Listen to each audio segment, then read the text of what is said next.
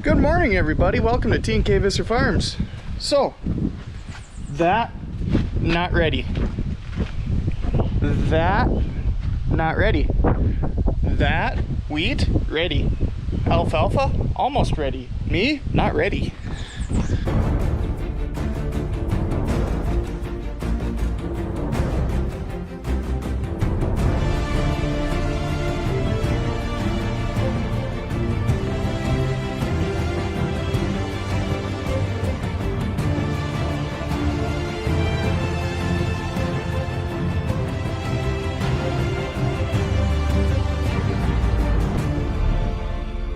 So,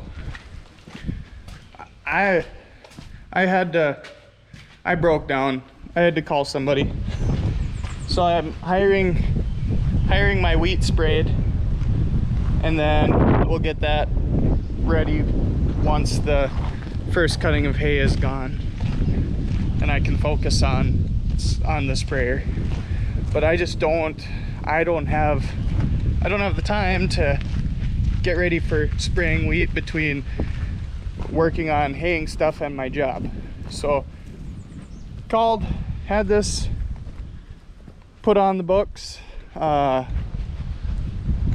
just texted the guy a picture, make sure that it can be sprayed. But this is why I want it sprayed. See, these are no-nos. This is red root pigweed with a little bit of water hemp mixed in. So yeah, like, see, I believe this is water hemp. So I just want it sprayed. Pay the bill.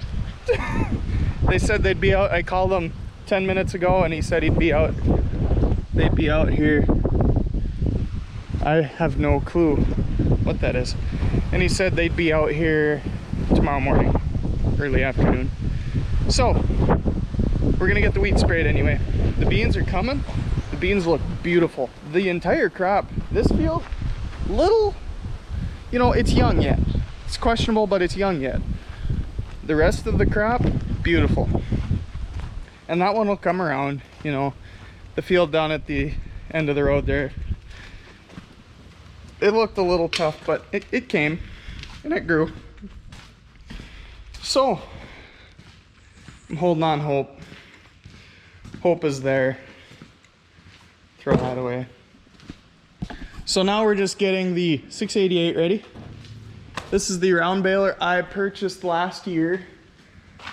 Used it last year for all of our hay. Only went through 70 bales. Only ran 70 bales through it. So not much that needs to be done. We blew it off, we washed it. There's a greaser back here that was that I couldn't get to. So we took that all, took this drive apart, swapped that around. We'll get a different greaser that's easy to get to in there. So then it can be easily greased instead of not easily greased. But yeah, we just chicken chains, getting her, oh, there's a greaser I missed. Getting her ready to go. Who's going by? Who's going by? It's always who's going by. Oh, neighbor. So just getting this turkey ready to go. Got to check the gearbox in it, finish greasing it, and she is off to the races. So we just find the greaser and ooh, I don't know what this one was for, but it's a little tight. And no, huh? That's a dilemma and a half. Okay, that one's greased. So yeah, that's what we're doing. I think that might have actually been the last greaser.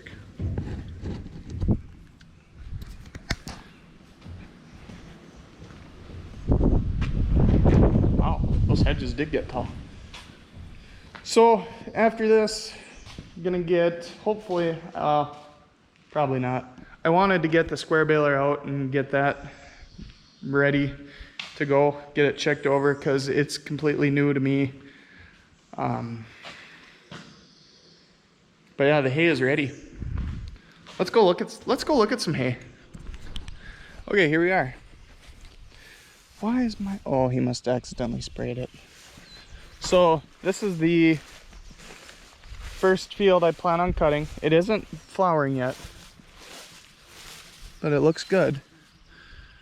I don't see any weird bugs or anything in it this year.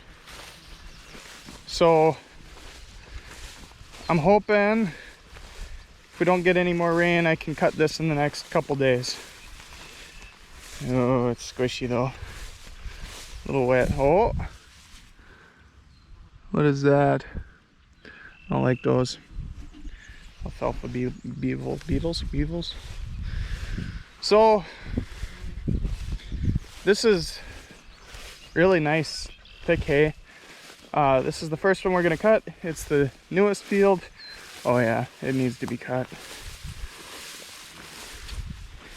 Really nice. Birds. Really nice hay. So yeah, this is the first one to be cut. We planted this not last year, but the fall before. And you know, it turned into a weedy mess. Cut it. The first cutting was pretty much a waste. Past that, it grew beautifully. Looked like a lawn. I think I'll just drive back and get the square baler. So yeah, we're getting there. We're close to cutting. This is alfalfa. This is what you want to see in a mostly alfalfa stand. Is you want to see some purple flowers. If it looks, you know, you just gotta kind of eye it up, because if it looks like 50% flowering, less than, a little bit less than, then you're good to cut.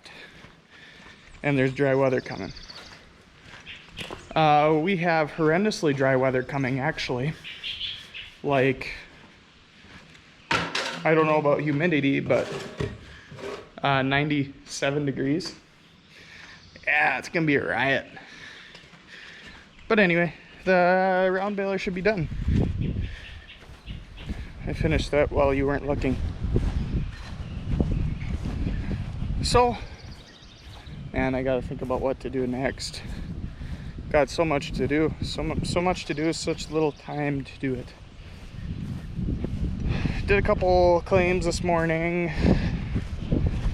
Then I came out here, got going on the round baler. I'll get back to you when I know what I'm talking about. Afternoon.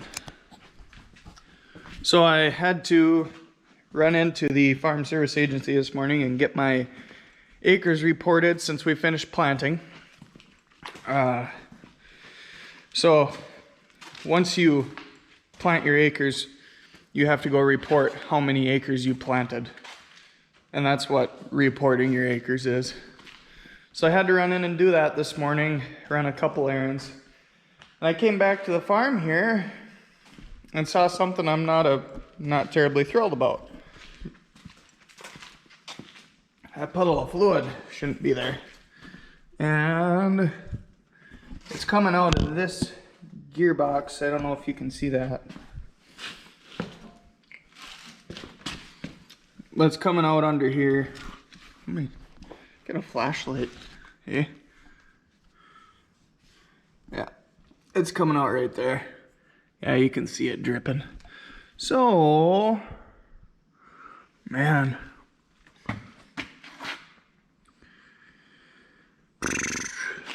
I'm not sure how you do that. Looks like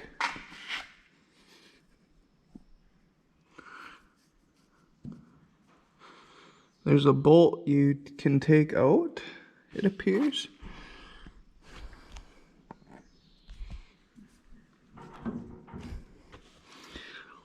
So, yeah, that's not great.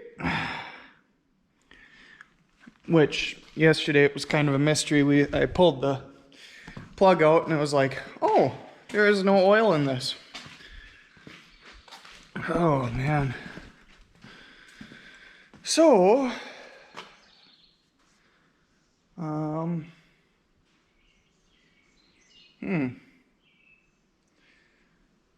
don't know. First off, I need a 11/16 wrench and some of this.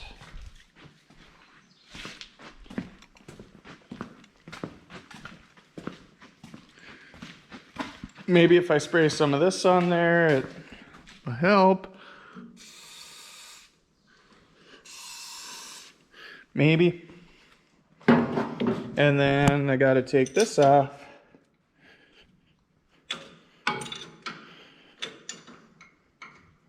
So we ran out of gear lube yesterday and it was fairly late in the day. And I didn't want to run into town to get more at that point in time. So I just ran in today, got some more, had some more laying around. So, oh wow, it's a real scorcher today. Don't need to see inside my messy car. So yeah, this is gear lube. We're gonna put this in because this is just stuff that I have left over that I want to get rid of, and it's the same stuff anyway. So I can't tell if I don't remember if this is a new bottle or not. Oh yeah. Oh no. Oh no. Oh God. I done it. Okay, so note to self.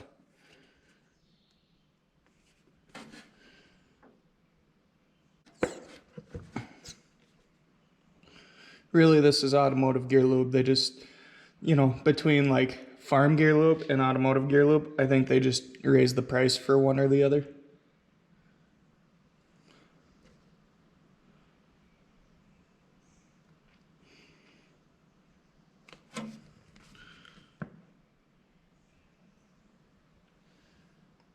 But we got this thing all greased up and ready to go, other than that seal there. Like I said, not a huge deal. Less than ideal, but not huge. I think I can just, I don't know, I'll have to figure out how to take it apart, I suppose.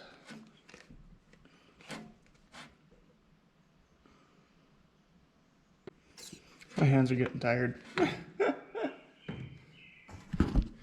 Oh God. Wee.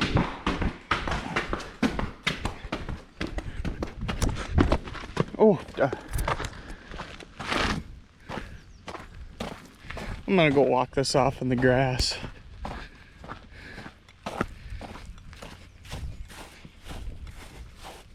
Let's go look at the hay.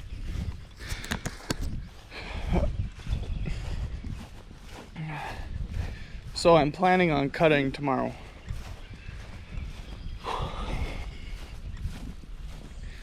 Cut it tomorrow, hopefully. Then let's see, tomorrow's Wednesday. I'm out of breath after hopping. I'm out of breath after pulling the Tigger. Wow. I'm out of shape. I need to get in shape. So I'd like to cut hay tomorrow. So right here it's a little thin. Oh, no. I thought maybe I saw some flowers, but I didn't. Yeah, it needs to be cut. But it's wet in here. Holy, wow. tall, beautiful, beautiful stuff. Pretty little blue things. Little taller than I'd like. Just makes it harder to dry out, a little too stringy. But it'll be okay. But wow, look at this height. Wow. That's something. Jesus. I think it grew 6 inches in 3 days. Oh, now I'm gonna be all wet.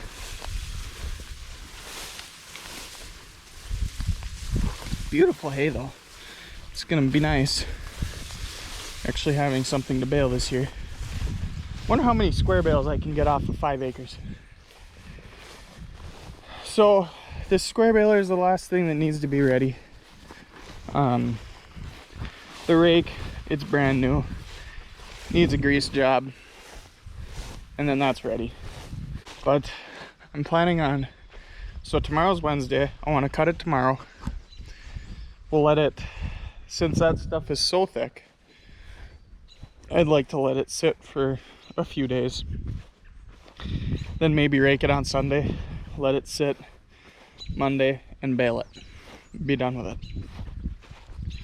So we'll see what happens. But okay, I'm gonna get back to the shop here. We're doing it. We are cutting hay.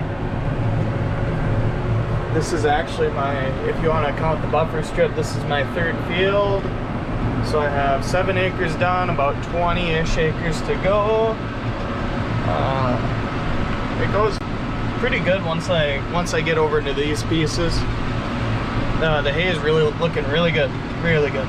So hopefully,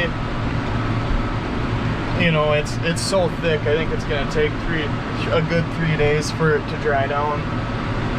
The first field I cut was absolutely nuts, phenomenal hay. So really thick. I widened out the windrow on the hay bine as far as it can go. So we'll see where that gets us. This hay is okay. It's mostly grass. The alfalfa is pretty short. But this hay is, this year I think we're gonna have a good hay crop. So we're just gonna keep on and move with the day. I think it's 4 o'clock. Yeah, we'll get her all done today if everything goes right. So here we are. This is what we're doing. We're cutting hay, we're making windrows. Like I said, this isn't bad hay by any means, but it's thinner. It's thinner than everything else. Sorry for the wind, but I mean it's plenty thick. It fills up a windrow. So just getting out here. I just did my 6 rounds. I'm just getting out to check this out. Make sure nothing's too drastically off. I see we got a leak. It's had that for a while. It just seems to be getting worse. We'll have to address that. Everything seems to be going good. So really happy with the new sickle bar I put in. Oh, what do we got here? This is leaking too. Somewheres.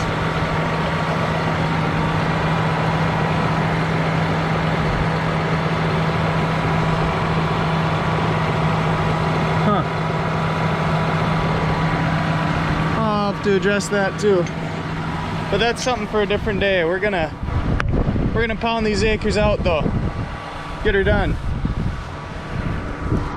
And I think I'm down to like 15 acres, so should be good.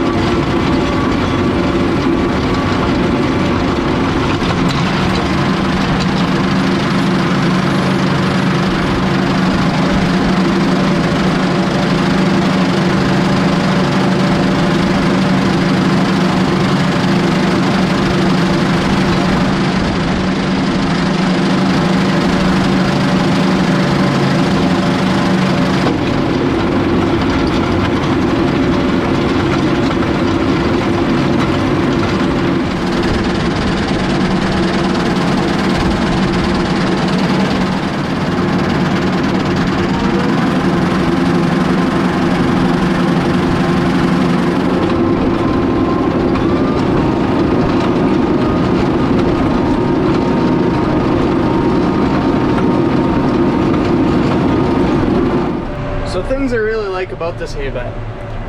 It's fairly simple. Okay, it's not fairly simple, it's fairly complicated. It works really good, but I hate the fact that neck is the hydraulic reservoir for it. And it's all self-contained. It's got a PTO pump that goes on the tractor. I'd much rather just have a straight PTO, stick on the tractor, and you're off and running. I don't know how many hundreds of dollars I've spent on oil to put in this thing the last 2 years, but it's a lot. Because it takes a specific kind of Case IH oil. Turning. It takes a specific kind of Case IH oil, and I have to run 20 miles one way or 20 miles a different way to get it. And it's expensive.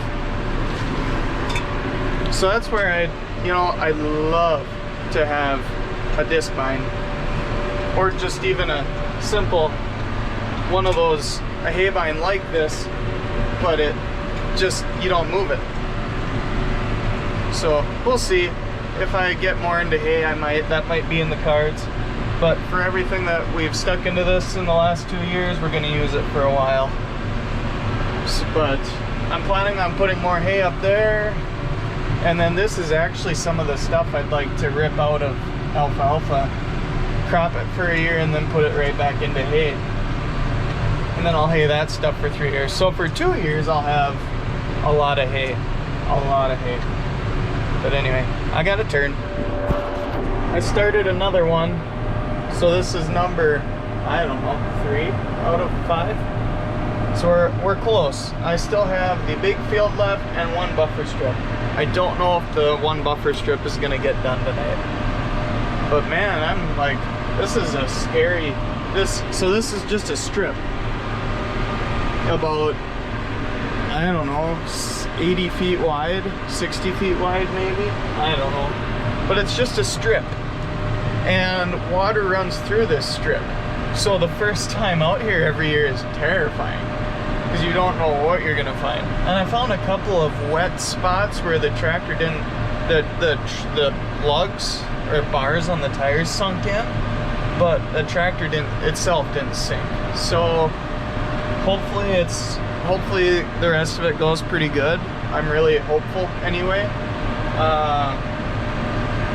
Another problem we fight with is this, everything over here is state land or DNR land.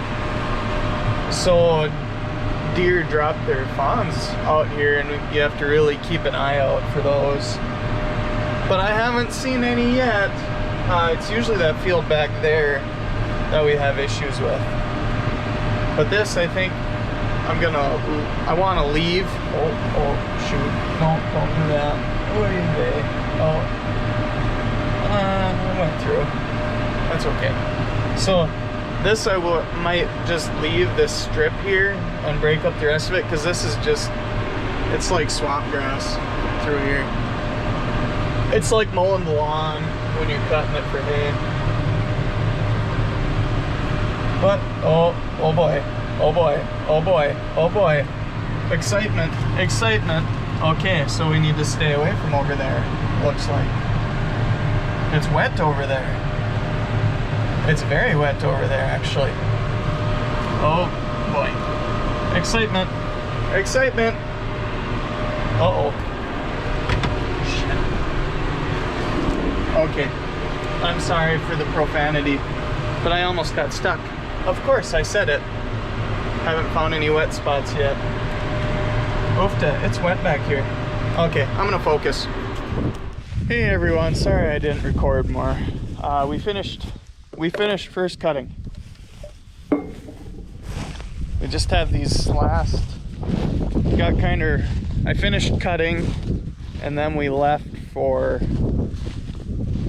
a couple days and came back, and on Monday baled it, raked it Monday morning and baled it Monday afternoon.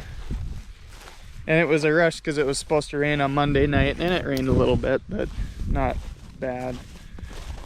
So this is the last of the hay that we have. I think there's 13 bales out here. Really good first cutting. I think we got 53 and a half bales total, but I'm just gonna get these loaded up here if I can find a tractor somewhere.